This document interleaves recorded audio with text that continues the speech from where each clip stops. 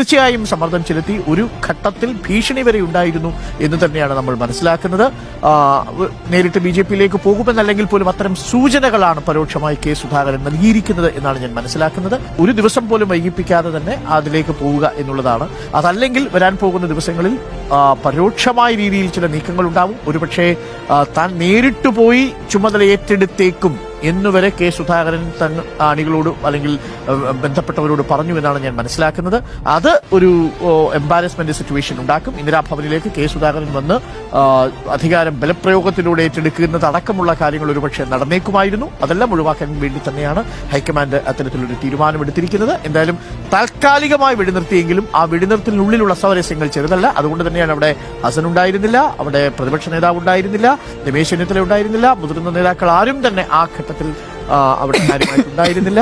പക്ഷേ ചുമതല കെ സുധാകരൻ ഏറ്റെടുത്തു. താൽക്കാലികമായി തെരഞ്ഞെടുപ്പിന് ഫലം വരുന്നതുവരെ ഇനി വലിയ പ്രതികരണങ്ങൾ ഉണ്ടാകുമെന്ന് ഞാൻ കരുതുന്നില്ല. പക്ഷേ ഫലം വന്നതിന് ശേഷം നേരത്തെ MP നികേഷ് കുമാർ പറഞ്ഞതുപോലെ പല കോണുകളിൽ നിന്ന് ഒരുപാട് രാഷ്ട്രീയ വിഷയങ്ങൾ ഉയർന്നു വരാനുള്ള സാധ്യതയും